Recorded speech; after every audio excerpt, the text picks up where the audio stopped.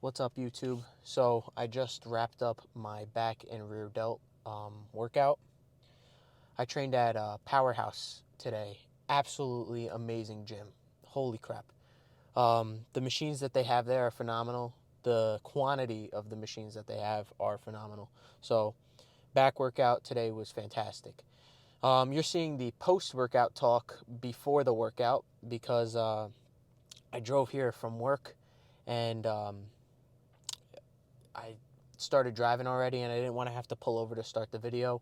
And I didn't want to try to set up the tripod because I didn't want to get into an accident. So I'm going to do the post-workout talk before. I'll put the clips in as the post-workout talk before the actual workout. So you'll see the workout after this. Just no other talk after that, obviously. Um, yeah, great freaking workout. I started off the day with some rack pulls. I normally finish with heavy compounds. Like I'll normally finish my back days with a rack pull or a conventional deadlift, but I started with it today, and holy shit, that was freaking awesome. I got 495 for 11, and then I got 585 for 4, I think, and then I dropped it to 405 for like 10 or something like that. So I was already getting my whole upper back pumped. From there, I went over to some lat pull downs. I had my buddy with me today. He helped me get a few reps past failure, which was awesome. Um, then after that, I went to a low row machine. Again, absolutely destroyed my back. I went to failure on, I think, every single movement. I didn't record every set that I did. I only recorded one set of each exercise instead of multiple sets per exercise. But anyway, the intensity that you saw in each of those sets was carried on through all of them. After my back workout, well, I finished back with kind of a compound. I finished it with one set of barbell rows, supersetted with landmine rows, which was a really nice finisher. All in all, I could already tell my back is going to be absolutely fried tomorrow. Um, After back, I did some rear delts. I only recorded the reverse pec deck flies. I didn't record the face pulls. I just honestly forgot to set up the tripod. But I did 5 sets of rear delt pec deck flies like this. Oops. And I did 5 sets of face pulls to failure. Then I just wrapped it up with some more forearms. I'm trying to do forearms every day, honestly. I really want to grow them. I'm ambitious about growing my forearms, to say the least. Um, so yeah, just great freaking workout. Intensity was through the roof. It was a long workout though. Typically, I don't really like to work out this long. I mean, I love being in the gym, but I think I was there for like 2.5 hours, which is a little bit on the longer end. I did do the lat push down machine, the one that you see Dorian Yates do, where you just got your arms on the pads and bring them down. That was freaking awesome. All in all, Powerhouse, great freaking facility. I am definitely going to try to train here more often. Maybe get a membership here. I don't know. I got to figure out a few things. We'll see. Um, and all the workers there were real nice too. Everybody in there was the real deal. So it's pretty cool. Good environment, good equipment. Um, yeah, that's all you really need in a gym. That's pretty awesome. Um, anyway, it's almost 11 o'clock now. Um, I only got one more meal, so I'm going to go home now and eat that. And then I don't think uh, I'll see. I don't think I'm going to be posting tomorrow because it's a rest day. So maybe I'll find something to post. I don't know. We'll see. I guess we'll see what happens. So yeah, that's it. I'm gonna go home now, eat, and if I don't post tomorrow, then I'll post the day after, and that is gonna be a hamstring workout with some calves. So yeah, I'll see you then. All right, what's up, everybody? So right here we got my first set of rack pulls. I got 495 loaded on the bar, and I got this for 11 on my first set. Rack pulls were honestly a phenomenal exercise to start with. I think I'm going to start implementing more of these into my back routine rather than conventional deadlifts, because conventional deadlifts tend to fatigue my hamstrings and glutes a lot more, even my lower back a lot more. So these will be the perfect alternative just to really isolate that upper back. This is 2 days later that I'm doing this voiceover, and my upper back and traps are still destroyed from these 2 sets. Just wrapping up my first set here, and now we're moving into the top set, which also happens to be my last set. I got 585 loaded on the bar. I believe I got this for 4. I wanted to get 6 to 8, and then I wouldn't have done a drop set, but since I only got 4, I dropped it to 405 just to finish off for an easier set of 10.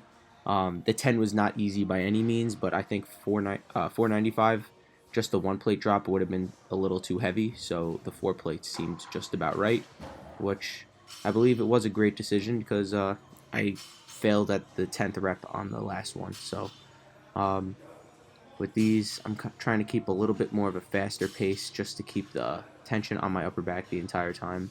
And let me tell you, after these 2 sets, I probably could have went home and been completely sore the next day. I'm telling you, these rack pulls were phenomenal. This rack was kind of funny when I was putting the weights down. I wasn't putting it down as nicely as I should have probably been, but all the weights were falling off, which I felt kind of bad for after, but it's alright. Didn't seem like anyone had a problem. But anyway, now moving into the second movement, we got Lat Pull Downs.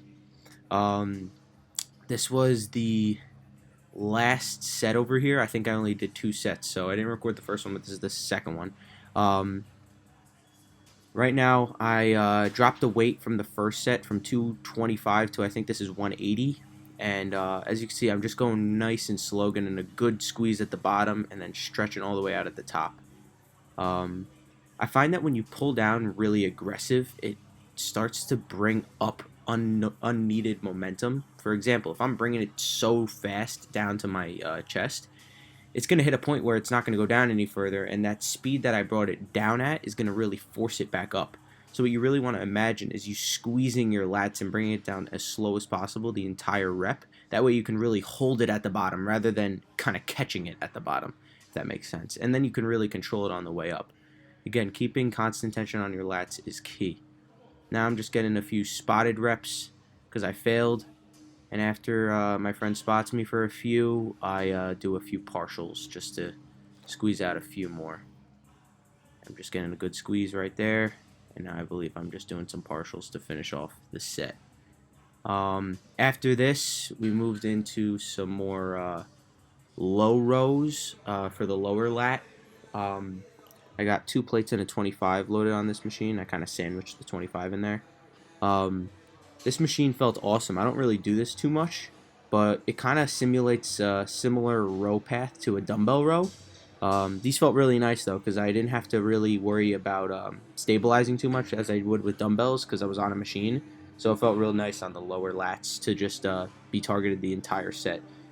Again, I'm getting a real good stretch and then I'm bringing it back and squeezing for at least 2 seconds to just hold it there. Again, I'm not rowing it too fast because I want to be able to control it and I want to be able to squeeze the entire time and just get the maximal squeeze at the top and then let it back slow to stretch it out. I believe this is the second set over here. All the back movements I did were 2 sets each, and I think I just recorded the last set. I think I got 15 full reps and then some partials. Now we'll go into the other arm. Again, good squeeze at the top and then let it stretch back. A big thing with training back is you have to kind of do some indirect movements. It's not as easy as just doing like a dumbbell curl or like a bench press. You really have to think about how you're rowing because you can easily target your biceps 100% on any row machine. And the biggest thing that I try to think of is I'm pulling from my elbow. So I'm pretending that there's a string on my elbow and someone's pulling it from like the back room. And I'm really trying to just pull through my elbow and squeeze my lats the entire time. I don't know if you understand that too much, but just try to think about that the next time you're training back. Really, really game-changing difference right there. So I just wrapped up over there. Now we'll head into some T-bar rows. So my mindset going into this workout was I'm going to start with upper back, then go to lower lat, upper back, lower lat. So I kind of go back and forth just to get a well-rounded back pump. T-bar rows are definitely more of an upper back builder, especially with the grip that I have. This is the second set. I started with 3 plates, went pretty heavy for like a set of 10 to 12. Now I dropped it by 45 pounds, and I'm just trying to go slow and controlled, get a good stretch at the bottom, really letting that weight pull my lats apart and just really get a good stretch. And then I'm just going to squeeze my shoulder blades together as I come up for the rep, just to get an awesome squeeze in that upper back. Again, I'm going slow and controlled, really stretching out the lats and then squeezing when I get to the top.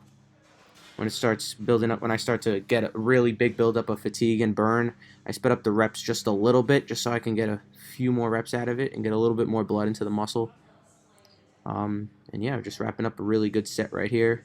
I think I hold it for about 5 to 10 seconds here just to get a great squeeze. And that finished up T-bar rows. Alright.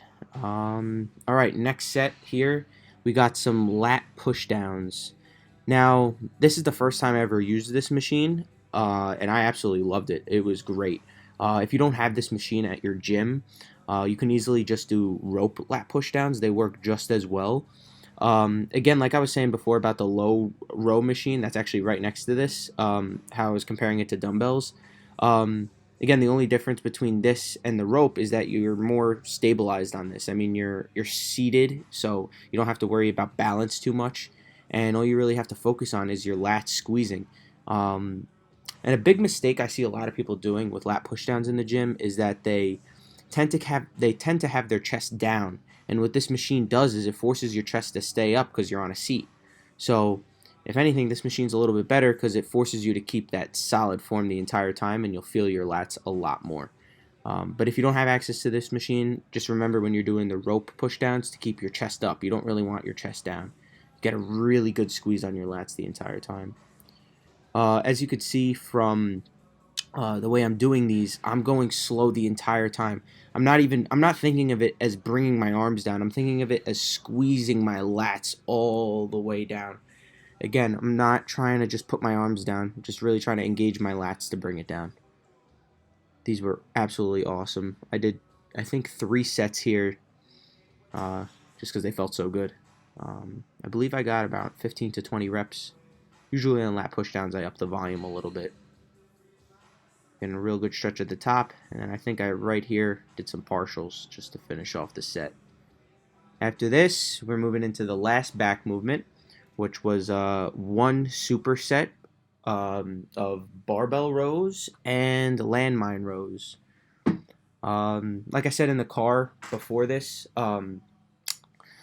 this is kind of like a compound finisher, which I found to be pretty good. It just kind of sealed the deal on my back. Everything felt great.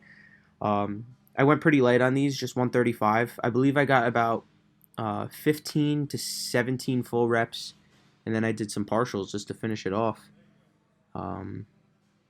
Pendlay rows are a great variation of these two, and what that is, you'll kind of see me do it at the end of this set, and it's where you row from the ground. So you let the weight come to a dead stop on the ground and then just row from there without really using your lower back to jerk it up as much.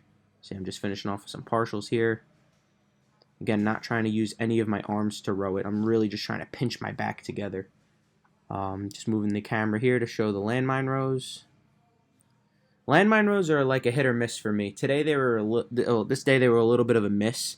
They didn't feel amazing, but still pushed through it and definitely contributed to a better back pump in the end. I might try to start with these a little bit next back day. We'll see. These used to be a staple for me, but I kind of stopped doing them along the way for some reason. But I might start incorporating them more again. Yeah, just wrapping it up here, and then we'll move into rear delt flies on the pec deck. So reverse pec deck flies. Yeah, here we are. Okay, so right here, I don't remember the exact weight, but I know I did do a drop set. I did 12 slow and controlled reps, and instead of doing partials, I just dropped the weight by like 20 pounds or so. I didn't drop it too much because I feel like if you do a drop set and you drop the weight too much, you're kind of just doing like BS work, in my opinion. Like, you're just doing way too many reps at that point. So I like to drop it just enough to squeeze out a few more good reps. As I said in the car as well, I didn't record the face pulls, but I did 5 other sets of face pulls after this. But that's it for this video. I hope you all enjoyed, and give this workout a shot. I did record cardio and abs, so that will be posted tomorrow. See you then.